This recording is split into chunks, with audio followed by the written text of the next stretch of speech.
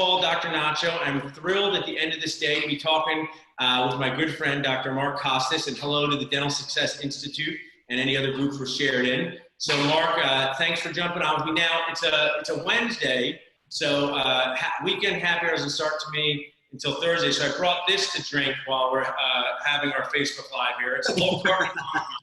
So anything you get out like Mark likes, you can have that. Actually, hey, how about what I'm drinking out of? I have this cup that's called Coffee with K-Dog, which has got a picture of Kira Dent on it. That's great. I have to say, I was just curious. We were from the dentist team booth. She's so great to have. I just was doing your, I know you guys do sometimes separate, the 18 podcast. Really great. Yeah. Talk. That one's focused more towards dental teams and office managers, any support team member.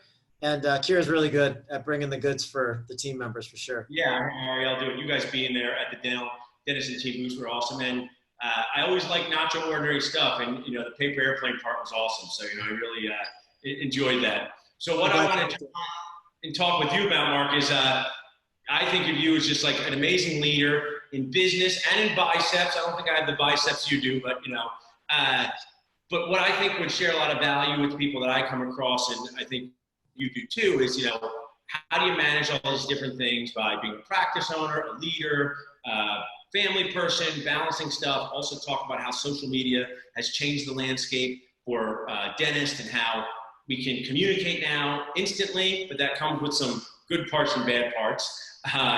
And I wanted to start off by saying I went to the Einstein GPR residency program last night for the first lecture I give to them on how to talk to patients and implants. And I said to them, hey, I did this program 15 years ago, and what does it feel like, to be a dentist every day and a practice owner? Maybe you feel this way, Mark, but if I could embody what it feels like sometimes on the inside part of your body, while you have to keep a smile, this is what we have in our office, this guy, the grumbly. So I tell people out there that less time you can spend feeling like this, the better. So hopefully you can help some people out like that. Does that sound good to you? Yeah, it sounds great. I mean, I'm back to clinical dentistry for a bit here. I took about a year off because I had, my different businesses to manage, 3 relatively large businesses. I lost 2 of my local associates basically on the same day. So I'm filling in where necessary clinically, but I am very, very aware of what the typical general dentist goes through on a daily basis. I've been doing this for 18 years. And I often am a grumbly guy myself on the inside and do my best to portray this wonderful veneer on the outside. So I know exactly where you're coming from. I mean, I always say, and I say, how do you judge how your career's going? And, what are the metrics? I know you and Kira help people with numbers, and mine is how many times you want to cry on the inside part of your body a day. Mine, like 20 times. I'm down from 30 to 20. It's like losing weight.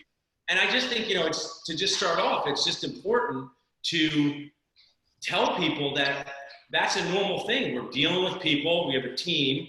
Your patients don't want to be there. And, you just dusted off the old 330 burr. It can't be, you remember, you're doing work on people that's unpredictable. Yeah. That's true. So I think that we can dig into all this stuff here. Now, tell me, Mark, I like to ask people this, and I know it's actually Tim Ferriss asked a lot of people this, and I've listened to his podcast. If you were starting out, what is a book that you would say, hey, every dentist should read this book? I know there's a ton. My brother's read one's a recommendation. He said, start with this one. What would you pick? Man, that's a tough question because I'm obsessed with business books, personal development, always have been since the time I was 16 years old. The first book I ever picked up was Think and Grow Rich by Napoleon Hill. Read the whole thing cover to cover, and that changed the trajectory of my life as far as goal setting and visualization and all that stuff. So that's a big one. But the 4, I have kind of what I call my Fantastic 4. If you join my group, these are 4 mandatory reads. The first one is the E-Myth Revisited. I know that we're in common with that one. That's a great book on systemization. A great leadership book is Extreme Ownership by Jocko Willink. He was a Navy SEAL, the lead SEAL in the Battle of Ramadi in Iraq. Big, scary guy, but awesome speaker and teacher on leadership. 4 Disciplines of Execution, great book on the cadence of accountability, keeping people accountable, having effective meetings. Let's see, The Obstacle is the Way by Ryan Holiday is one of my favorites. How it's a primer on Stoicism and Stoic philosophy. It's a great book on helping people keep things in perspective, and it's not necessarily what happens to you, the challenges that you encounter, but more how you perceive those yourself and how you react to them. So those are 4 books that are mandatory reading for anybody that works with me. And I really suggest anybody either download them on Audible, listen to them on your commute, or get the physical copy and hit it with the old highlighter. Those recommendations, and I know I don't want to become the you kids have things so lucky that I didn't have, but we didn't have those AirPods. And I mean, I'm going on a beach vacation next week, and I'm just looking forward to all these books on Audible because it's just a great time to consume it that way. And in a way that whether you're a busy dad or practice owner or even just, you know, a human being in 2019, it's not easy to sit and read a book anymore. Yeah. But it is to consume it out of your ear, and that's just another way to consume it. So I really, there are a couple ones from me, E-Myth Revisited, Gary Vee and Crushing It, I love. It's just a book that runs through all the social media type things and how to build a brand. One that I will say that my brother Jeff, who met you at the Dental Team Boost, he came down the other day, and he put this book down. He said, "You got to read this book." Mark Costas loves it. Traction. Yep, by Gina Whitman. Yeah, so he was really he liked that. So I just think that there's so many resources outside of dentistry that dentists can use to help them. That stuff that doesn't show up in dental school, and you know, from the E-Myth Checklist Manifesto, I think knocking these things off monthly are important because they come back to you. You know, when you're doing things when you want it. The E-Myth. You can't expand your business, one practice, until you have it down. And you see dentists sometimes, I see them buying a second or third practice when their first practice isn't running well. Yeah, yeah. So true. We have this checklist of things that must occur in what we call your flagship office before we give our blessing for you to buy that second office. You know, you have to have a certain level of systemization. You have to have a certain level of business acumen, and an overhead number has to hit this particular mark. So you check those 3 or 4 things off, and we say, okay, let's start looking at demographics and let's start looking at the next business opportunity. Don't get tempted to go to skip that step of hitting this checklist before you go on to expanding your empire. And I love that because it's so important. And you know what you guys are doing, and we're just trying to help the people from our own errors, mistakes, challenges, and give them a path to be successful. And, you know, if the expansion, I mean, I've said this numerous times, you know, you can't return a practice once you buy it, right? So you have to make sure it's right. Now I talk with my team, you know, I love books and I love systems, but sometimes people in dentists, I find you get engrossed in the talking about the talking and not enough doing, right? So now I'll ask you, Mark, how about a brand that you say, when I go to this place or I purchase something from this place or I experience this place that really gets it? What's a brand or restaurant or system that you just say, this is a good example of a company that gets it? Yeah, I mean, I could do that. I could do the old super obvious one, and that one's Apple. I love their clean lines, and just like you walk into an Apple store. I bought my wife an Apple Watch for Mother's Day, and you just walk in there. They make it so easy. They're so easy to talk to. They approach you. You never have to search for like a sales rep. I was just at a large electronics retailer, we'll say, the other day, and I counted 16 people leaning against the register on their cell phones. Nobody asked what I was looking for. I had to walk up to them, and it wasn't until I was maybe 3 feet away when one of the 16 said, are you looking for something? It's like, well, yeah, I'm looking for something. What are you guys doing? I mean, one thing I said, one of my favorite, and this, I don't know if I mentioned, one of my favorite comedians, Sebastian Maniscalco, amazing specials, watch him on Netflix. He's our age, he's hysterical. But his thing when he said this was, one of his classic jokes is, do you ever go to the airport and it feels like they're annoyed that you showed up to fly? And it's true, because it's like, look, and he says, I'm using his joke, look at them, they even brought bags, because that's the feeling you don't like at the airport. And I totally agree with you. Apple, I'm 3 blocks away from it. We're always running to get something there. And it's a good lesson for dentists. You know, I'm in my office here, whether it's my Dental Nacho's office or practice transitions or doing something, and I think, I need a charger, I need this thing, and I say, just go to Apple and get it, because they make you feel welcome, and they make you feel like they know what you're doing. Now, I'm not surprised Mark Costa says Apple. I have a more calorie-rich brand, and that's Shake Shack. One of the books that I think is just a must-read for anyone with people is Setting the Table by Danny Meyer. Yes, that's a good one. That's a good one.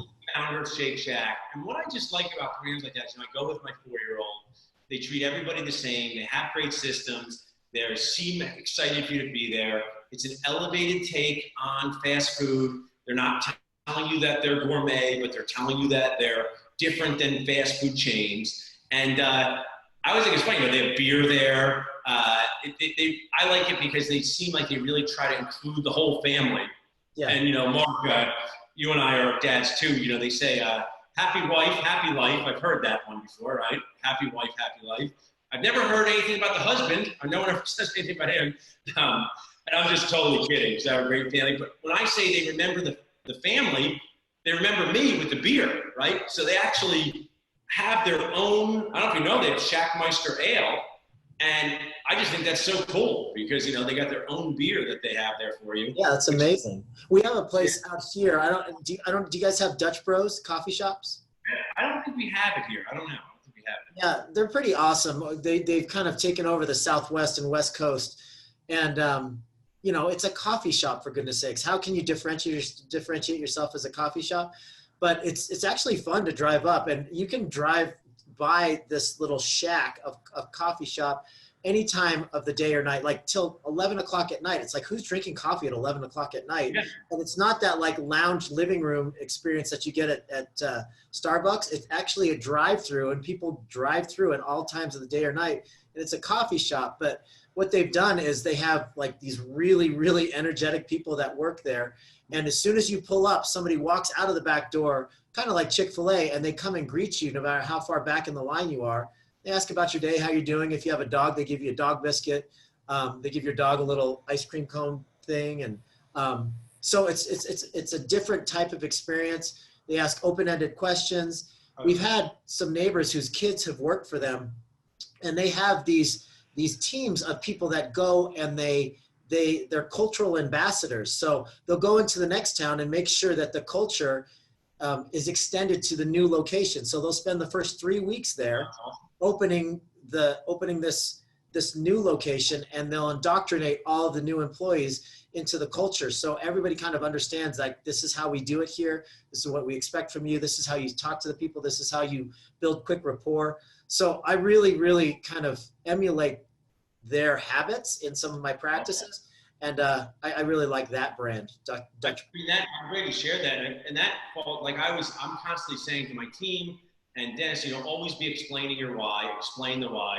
And I know Simon Sinek is very popular for what is your why, but I actually mean it in a little different way, and more just a more mundane way, explain your why for why you go up and give someone a dog biscuit, right? And that's because you want them to feel this way. So I have actually something to bring up. And I thought about this. I mean, I'm not the 8 or 9 practice owner like you, but if my brother and I would acquire another practice, I really believe this. If I acquire a practice of a dentist, great dentist, and let's say we're going to keep on the dentist in the team, and we acquire that practice on January 2nd, I want to shut the practice down until January 9th.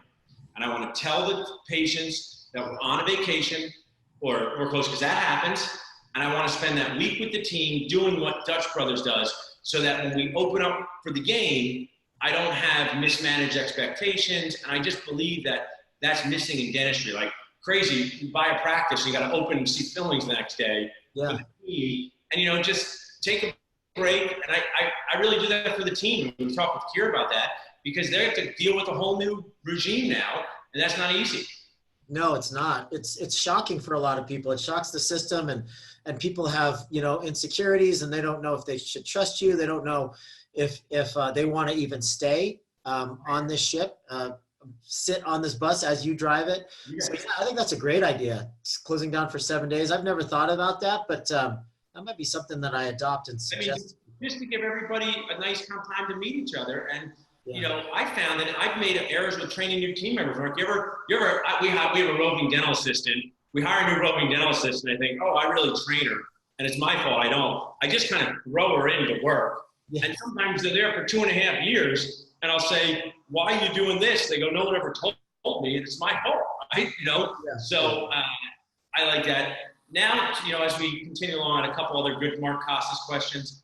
I love this. What would you do? You had a fun post the other day about the DeLorean from Back to the Future. I thought that was awesome. I love that movie, one of my favorite. So you're a fourth-year dental student in 2019, and one of the things I think that was brought up on that post, which I love by you, is people say, if you went back in time and you weren't a dentist, what would you choose to do? Mm-hmm. And when you say that to someone who's been a dentist for 15, 20 years like us, I say this. I'm glad to be in this stage of the dentisting NBA.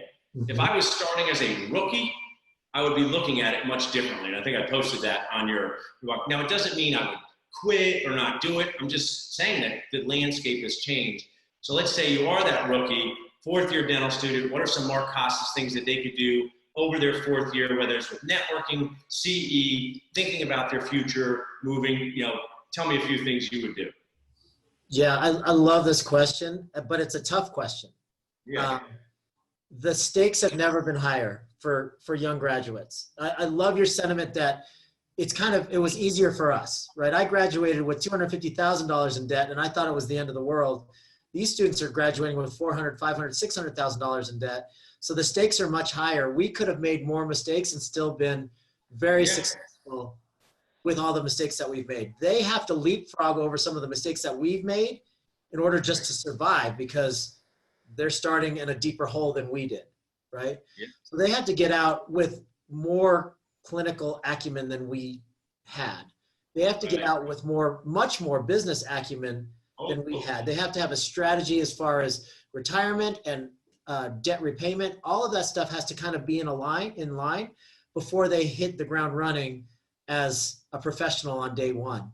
So, as far as getting out and networking, it sounds so cliche, but it's so possible to meet people that have made the mistakes that you're trying to avoid and to avoid them.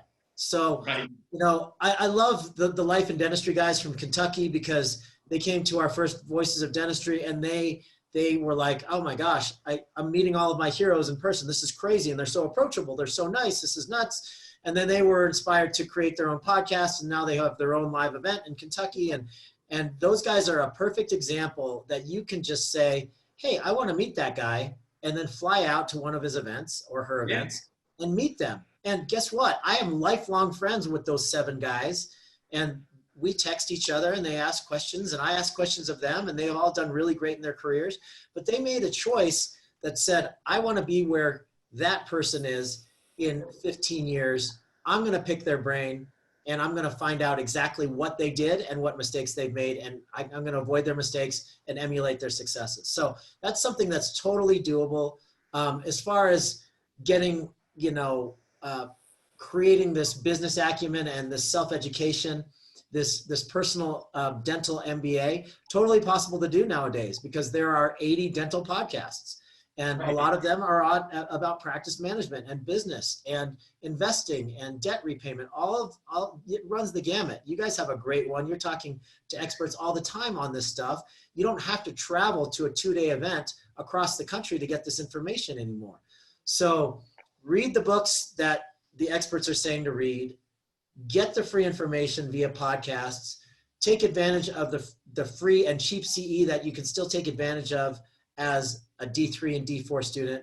And just really take your career seriously, because like I said, the stakes are high for you guys. You can't make the same mistakes that you and I made. I love that, Mark. And I think I didn't, it's something I could have guessed, but I never knew it till the podcast. You said you had a background in personal training.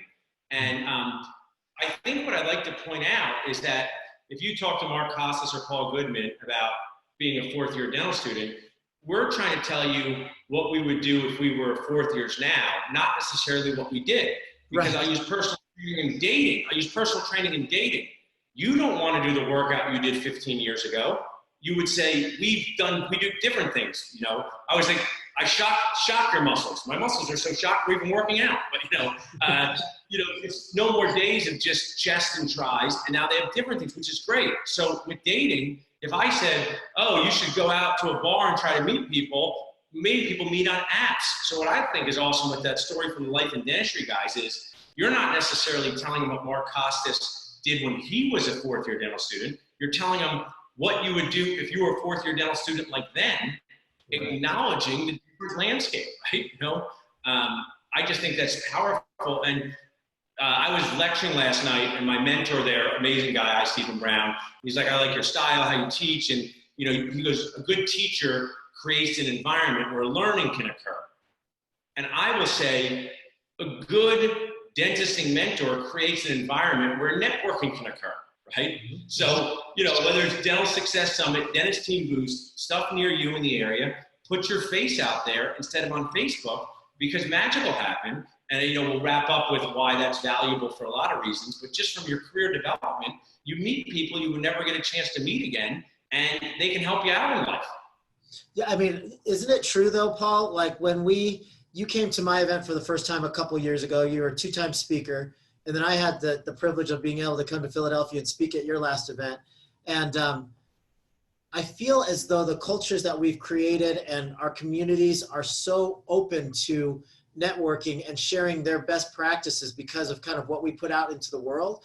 And our communities are so similar. When I went to Philadelphia, I was like, oh God, I feel like I'm at home. These people don't really necessarily know who I am. They might have listened to the podcast once or twice, but it wasn't like my tribe, but they acted like my tribe in that they were so open and welcoming and so willing to share with one another. It was a really, really cool experience, I thought. I appreciate that. And I think I would echo that from even the first time I went to Dental Success Summit, because I didn't know what to expect. Came by myself. I didn't really know who else was going to be there, but people just made you feel like they knew you. And I just thought that was so cool. And that's what I try to do. So I encourage, if you're watching, like, come to these things and see how it makes you feel and see how welcoming it is, because you think you come as a newcomer, but people treat you just like you've always been. Then you become someone who's there, passing it on to somebody else. And I mean, my message is nobody likes the dentist. We might as well like each other, right? Like, we're running out of people. So it's like, we might as well like each other. So as we wrap up, two things I want to go over is, now let's just quickly take it. Now we put you fast forward, Mark. You're 57, you're a practice owner, you do $1 million a year, 37% profit, 5 operatories, you're making $375 a year, you're working, but you say, man, I've been doing this for 30 years and, working 4 days a week, even though I'm successful. Tell us more, just like what roads you see for that person, if that was you. So, okay, this is the way my head works. So when you say 37% profit, is that including the percentage that they get paid for their production? I mean, no, I'm talking like the most basic way to look at it. Like, okay, their earnings on a one doctor practice just is $370, like they're making, that's what they think they earn each year. They haven't distilled it down to EBITDA or what they take out their own production. Okay, so they're taking home 37% of the $1 million. Yeah. So they're making they're making $370,000. So it's a relatively well-run establishment. That means they're about 7% profitable, which means that their overhead is about 63%. Yeah. So there's still a lot of meat on the bone. So if I was going to crunch the numbers, I would look really carefully at their balance sheet and their P&Ls. And I would find ways to get that overhead closer to 58 rather than 63%, to make the EBITDA a little bit stronger, so that if necessary, and they were selling, say, to a DSO, they would get a higher valuation on the practice. And if they were selling to a private buyer, you'd probably get a valuation based on the gross revenue, and that'd be less important.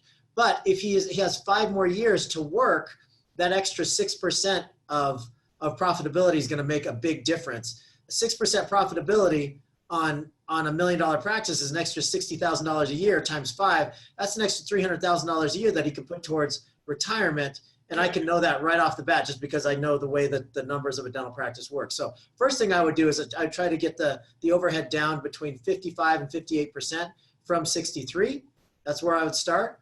And then I would think about a succession plan. Like, what exactly do you want to happen? What is the gap between your retirement savings now and where it needs to be in 5 years?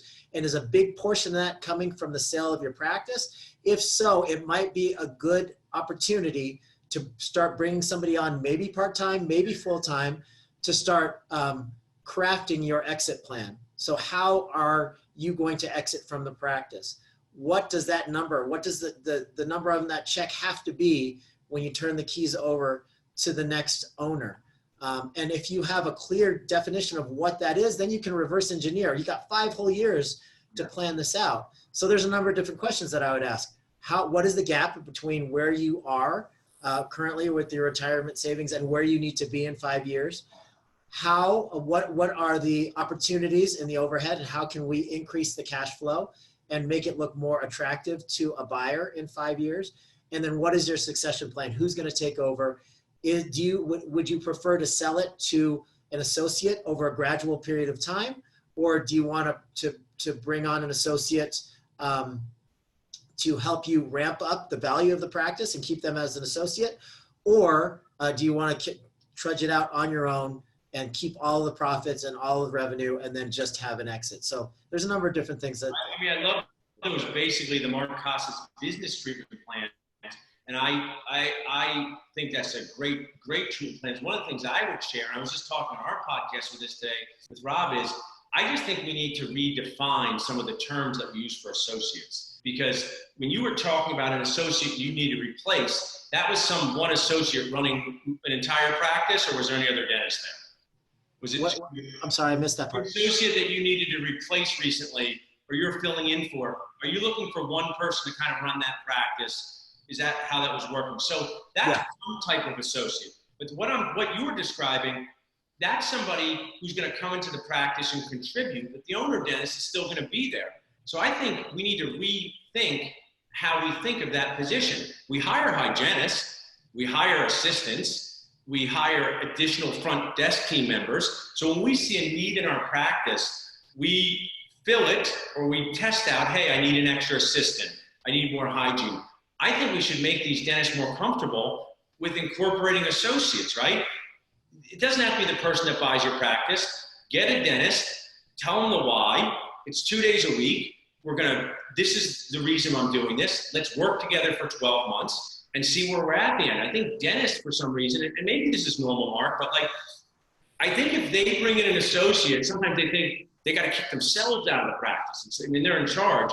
And I love what you said, and I've thought of this, it might not work as well in Arizona, maybe it will, where things are spread out. But here in Center City, Philadelphia, you could take me and you, who both want that, right? You got that practice, I got that practice. Why don't we hire one associate, works 2 days for you, 2 days for me? Yeah. No, that would totally work in our market as well. Yeah, I mean, you guys might be used to driving more than we are, but I believe young dentists need this, and it's just such a synergistic thing. We just have to be creative in the thought process. And one of the things that you just said, so I teach my first implant dental courses, and I've done this for 15 years. Yeah. And it's amazing. I got a 27-year-old dentist, Mark, and 57-year-old dentist. And that 57-year-old dentist says, I want to learn how to place implants. I'm not too old. I'll see what I'll do. And I love that attitude, right? Yeah. Use the same thing towards business, right? You're talking about this 57-year-old, instead of being, I'm at the end of my career, you just showed he can do my first business treatment plan, right? Decreases overhead. That's exciting. Learn this. So I just think that message of constantly working on your business, like the E-Myth, instead of in it, makes you happy. So I love that. As we finish up, Mark, I just want to talk for a minute. I think about a good topic about let's just think, we wouldn't know each other and be friends without Facebook. So that's awesome. If this was 20 years ago, I would be in Philadelphia and you'd be in Arizona, and we would never even cross paths. I think it's important to note that there was no way to know about other dentists in a meaningful way. You could go to the Greater New York Dental Meeting, and you could say, I'm going to see John Coyce, or you could say, I'm going to see Roger Levin, or I'm going to see Larry Rosenthal. These are more East Coast people, but I know Coyce is out there. But there was no way to know the other dentists in the audience. So Facebook comes on the scene. and now, bonds us together. That's good. But social media interaction is a lot different than in-person interaction. And share with me some of the good, challenging, annoying, surprising things that you have noticed. It doesn't have to be disastrous, doesn't have to be perfect, but just with dentists interacting on social media and where you see some of that going. Yeah, well, first of all, I got to say my footprint on socials is smaller than yours. So you probably see a little bit more drama than I do. I started off in and I hate this word, the influencer space as a podcaster, and then as a speaker on larger stages for traditional dental conventions and meetings. And I've since self-selected myself out of those types of events. And now I like to do smaller boutique-y 1,200 or less attendee events rather than the big 5,000, 6,000 attendee events where the people look like the Walking Dead and the only reason they're there is to get their seat card punched. I'd rather just not even be around those types of dentists at all. But, when I came to this social media world a little bit late, so I got about 6,000 people on my group. You have God knows how many, probably 4 times that many. But I'll say that for whatever reason, there is this thing called keyboard courage. And it's not just in dentistry, but we see it really, really exaggerated in our field because people have the ability to critique other people's work, to get really defensive about their views on whatever it happens to be in dentistry. So there's so many positive aspects to some of these free Facebook groups. And that is connecting with people like you, connecting with a lot of the people that I've met virtually that are of like mind or completely disagree with something I say, but are rational and friendly about the debate, right? That's one way to handle it. Another way is to bash and bully somebody until they submit and say, I'm never going back online and I'm never for sure gonna post a question clinically online for fear that somebody is going to say that I'm a hack and a terrible dentist and insult my mother. So there's positives and negatives, but I will tell you that I've never been treated in person by somebody that I didn't know the way that I've been treated online by people that I don't know. And it does. It comes back to keyboard courage. And people have this strange sense of security about being able to criticize somebody and say mean things to them virtually. I will say that lately there's been a lot of trash talk, not regarding myself, but I've watched these dumpster fires occur online, and it's unsettling, and it makes me sad that people treat one another like that. I try to stay above it, and I try to be as positive as possible. My single rule is that if I wouldn't say this to somebody in person with the tone that I'm using online, then I won't post it online. I mean, that should just be bottled and given to dentists to utilize, because your tips are so great. And I will share what's interesting, and I've been in my fair share of some challenging Facebook scenarios, but no, I actually believe, I don't know if this is a contest, but I think I won more. I don't think anyone's posted more on dental Facebook groups than me, because not only do I post in Dental Nachos, I post in many other groups, and I'm not bragging, I'm just saying I deliver a lot of content, but I will put any post that I've ever made in Facebook, and they put it up, and I will say, this wasn't attacking a person, might be challenging an idea. It's not saying anything bad about what they do as dentists, because I'm proud of that. And when you say you wouldn't say it to someone in person, I have this rule too, where it's like, if I didn't want someone to read this text, I'm not really going to say it, because it's memorialized. And I actually think this is just good advice for young dentists, because, once you say it, you can't unsay it. And I can share a story from your meeting where there was a young dentist who I noticed that when I would post, and this is just a good example. If I say there's $1 million practice, and if I list it, and it's by a 57-year-old dentist, and we list it, 5 DSOs are going to ask me to buy it in 1 week.